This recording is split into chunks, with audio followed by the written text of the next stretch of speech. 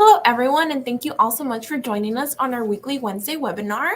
Today, I am joined by our awesome managing attorney, Ruby Powers, and we are here to discuss how does marijuana usage affect your immigration case. Thanks so much, Diane. No problem. And just some background information on our attorney. She has been licensed since 2008 and founded her firm back in 2009. She is also a board-certified immigration and nationality attorney. Attorney Powers, do you want to take it away? Yeah, sure.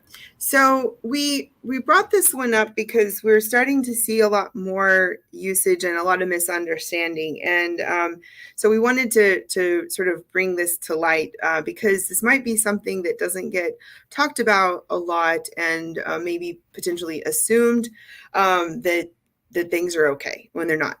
So here's a couple of overview: legalization versus decriminalization, federal state marijuana laws, removal grounds, naturalization, and how we defend our clients from becoming trying to make them not inadmissible regarding this situation. So let's go ahead and go on to the next. Look, this is the thing. I'll just go ahead and get to the chase. It's very confusing because basically some states allow certain things and the US federal government doesn't allow it. And then some countries allow it. And so then the questions might be asked different ways.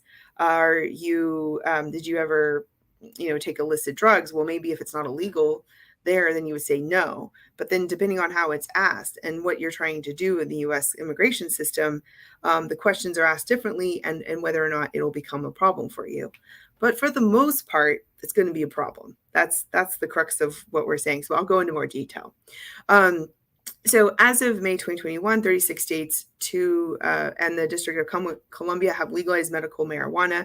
Okay, well, that's a bit of a different scenario than regular recreational marijuana. Of these 18, and 3 in the District of Columbia also have legalized recreational marijuana for adults.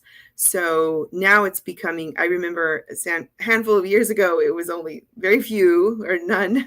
And then now it seems like I go on vacation and it's legal somewhere and I'm like, oh, it's legal here. Oh, okay, wow. Yeah, I'm not doing anything. I'm just saying, like, I'm sort of seeing things I didn't see where I'm at here in Texas. And we know people are watching this around the US and around the world about US immigration matters. So then non-citizens residing in those states may think that it's by using this legal marijuana according to state law that it won't hurt or impact their chances. But unfortunately, that's wrong. And so that's the crux of what we're talking about here. For immigration purpose, it's the federal law that still controls. So like you might not even remember, but a handful of years ago when same-sex marriage was not legal in not only in some states, but even the federal government didn't recognize it. And so really we're dealing with a federalism issue, but I was a government major, the issue between the states and the federal government. So the states might allow it, but the federal government, which is what we're dealing with US immigration, is the one that has issues with it. And so just because legalization, might exist in certain states and countries and around the world and around the US, it doesn't necessarily mean that it won't be an issue for federal consequences. So legalization means that one may possess or use a drug according to the guidelines and limitations of governing marijuana use. Typically, it'll be codified in the state statute. So this is where this can get very confusing. So moving on to the next slide, when people are asking about this, they might not be charged for something in a state because it's not against a law there. But really where things come into play is more along a medical exam or in questions asked for getting a U.S. tourist visa, a non-immigrant visa, or an immigrant visa, or through adjustment of status. Okay, so basically the state laws that legalize marijuana fall into 2 categories: the state medical marijuana, where it requires the person to have a doctor's order, and permit buying, owning, using, and growing a small amount. State recreational marijuana doesn't require a doctor's order, but do require a person to be adult with some restrictions, and that can vary state to state. Now, in contrast, the federal law has no marijuana exceptions for the medical or other use right now. It doesn't, and is a federal offense to possess, give away, sell, cultivate, import, export, pretty much do anything with it. And this includes any activity, commercial or otherwise, involving almost any part or derivative of the plant. However, using or being under the influence of a controlled substance and possessing paraphernalia are not federal offenses. So I've seen in the past, sometimes people have their case reduced to maybe possession of paraphernalia, but not necessarily of any substance. Even that can be a bit confusing and problematic, but it's a better place. So a conviction related to marijuana can cause deportability under the controlled substance ground. Unlike the deportation ground, the controlled substance inadmissibility is triggered by conviction or admission. So let's do a little sidebar. You can be convicted, have a conviction for immigration purposes if you admit the elements of a crime.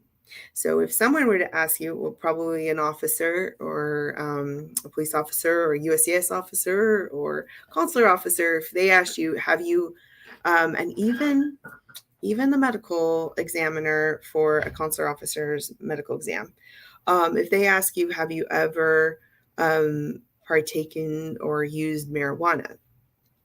If you would say yes, that could be considered a conviction for immigration purposes, regardless of where you did it. Now, that's where you can get into the fine tooth about like, well, was it legal in the place that you did it in another country? Because we're talking about other countries' laws.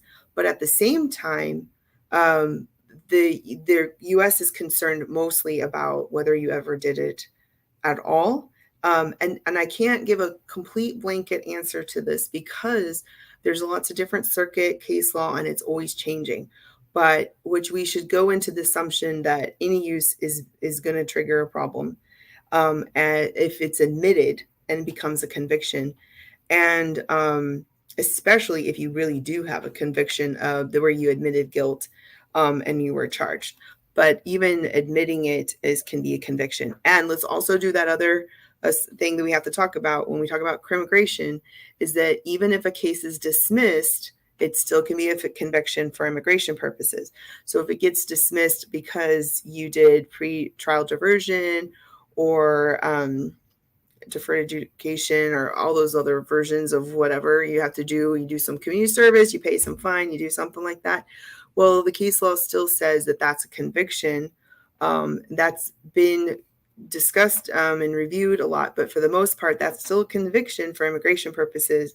And even if it gets dismissed in the long run, if you admitted the elements of the crime, you had to pay some type of penance for it, then that has been deemed a conviction. So now a dismissal, if it was dismissed because there was not enough evidence, or the witness withdrew, or they didn't decide to prosecute or something along those lines, sometimes a dismissal really is a dismissal. And so you have to really look at those reasons. And a lot of times you have to get more records than just the record itself. So when someone tells me dismissal, I don't make a judgment until I see the final documents and the final reason. Yeah, I went on the whole thing on there, but I think it's really important to explain that. So a non-citizen is admissible if they participated, aided, and abetted trafficking federally defined controlled substance such as marijuana, and the industry has achieved while technically operating in violation of federal law. So this is why it gets super confusing for immigrants, because they're like, wait a minute, it's legal here, it's legal there, it's legal there, but why I can't? It's not legal for the federal government, and I know that's confusing. So anyway, so federal authorities have focused on punishing the industry's lawful non-citizen workers, people with permanent residency, or are those who are trying to apply for legal permanent residency. So let's just let's go to the next slide. But let me do a little understanding something first. If a legal permanent resident, so this is really important. These are the exceptions, and this is what you need to know as well. If a legal permanent resident was found to have 30 grams or less of marijuana, then they're fine. They don't need a waiver for that. And then if an intending immigrant, a legal permanent resident, has 30 grams or less, they do need a waiver, a single offense related to simple possession. So now 30 grams is not a lot. What some people would say it'd be like for a cigarette or blunt or something like that. So the concept is if it was for simple possession, then that would sort of be, well, they could get a waiver for that. So let's just go recap that. If you're a green card holder and you had 30 grams or less of marijuana, you don't need a waiver. And now, of course, you need to be careful about if you leave the country, come back, you need to be careful about your entries and exits.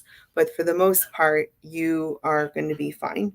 And then for those who are wanting to apply for a green card, but had a conviction for marijuana, it has to be clear that it was 30 grams or less. And if it was, then you need the I-601 waiver. Now, this is the thing about this, though. A lot of the criminal statutes are for different amounts. For example, in Texas, it's 0 to 2 ounces. Wow, thank you for bringing up ounces. Okay, I know I like to cook and stuff, but I don't really know what that is. It's definitely more than 30 grams. So you're like, well, wait a minute. Actually, that's 56.69 grams. Okay. So then what you have to do is then you have to get the police report that says how many grams it was. So you get what I'm saying? If you get a conviction for 0 to 2 ounces, then that could be 56 grams. That could be 27 grams. It could be 30 grams. And it could be anything in those 0 to 56.69 grams. And so that's why, depending on the state statute, on the crime and the charge, you have to figure out how many grams it was. And a lot of times the evidence gets destroyed, and if they didn't calculate how much it was, then that could become a problem for you later down the road. So sometimes you don't need a waiver for the 30 grams or less, and sometimes you do. Now, moving on to naturalization. So they need to establish that they have good moral character. So USCIS has been aggressively questioned naturalization applicants with marijuana use. Some applicants readily admit to engaging. USCIS offers held applicants to be statutorily barred for establishing good moral character. USCIS has had non-citizens sign marijuana affidavits to make sure they capture a qualifying admission. And so they could ask you, when was the last time? You need to wait to have 3 or 5 years of not having done it so that you can come back and apply.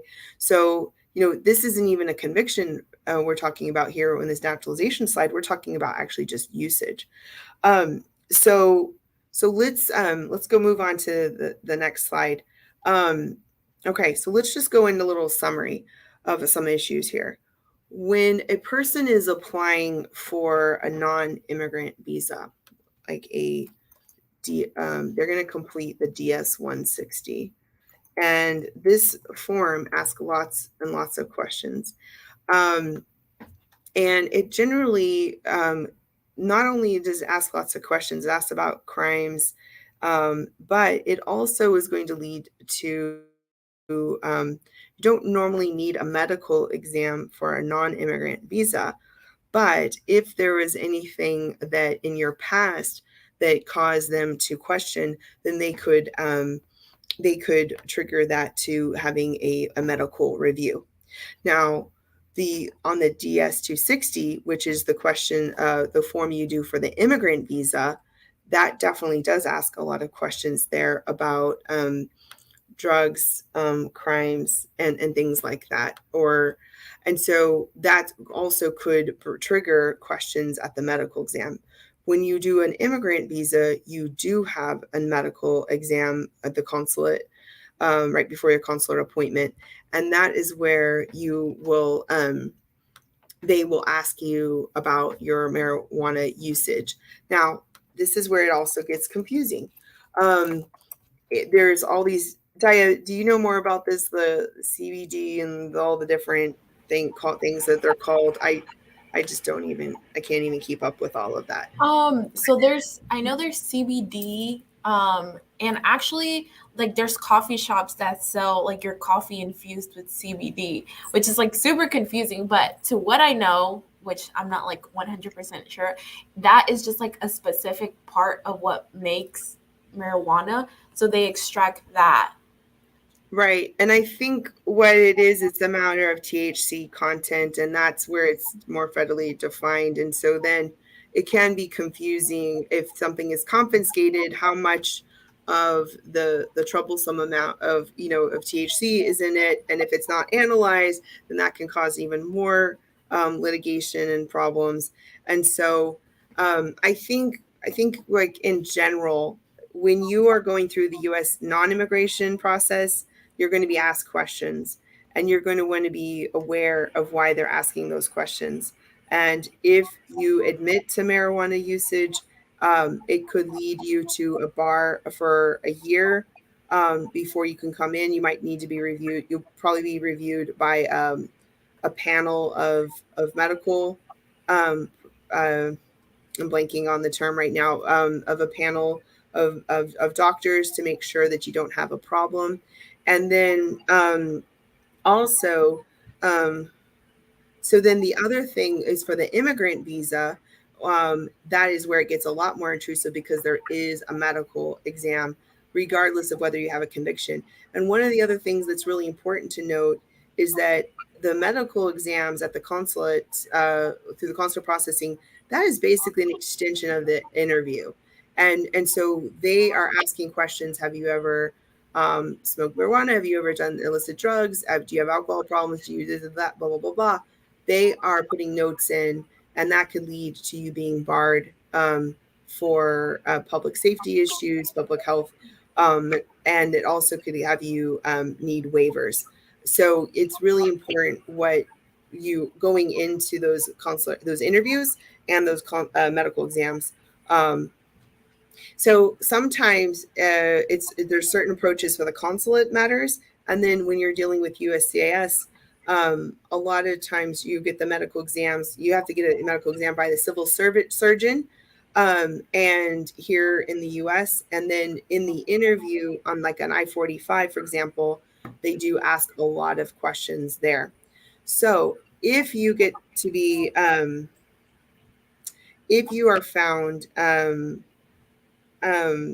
to have a conviction or having, then if we're dealing with a conviction, then you either need a waiver or you might not need a waiver because you were a green card holder. But at the same time, you might not be eligible for a waiver if you don't have the right qualifying relatives to apply for the I-601. If you are which is for the immigrant visa. And if you're talking about the non-immigrant visa, then your only hope, if you get found for an admissibility, would be a 212D3 waiver, which is one that would be more for a non-immigrant waiver. And there's a matter of Harenka, and the 3 points are: what is your reason for the trip or travel? Are you a threat to society? And how bad was what you did to get yourself into needing a waiver? So let's move on to the next slide. I didn't have any option. Okay. So I don't know if that's a question or if that's more of a comment from Hafiz. But yeah, I mean, you don't have to have necessarily, I mean, a conviction can come in lots of different ways, and there can be a lot of different misunderstanding.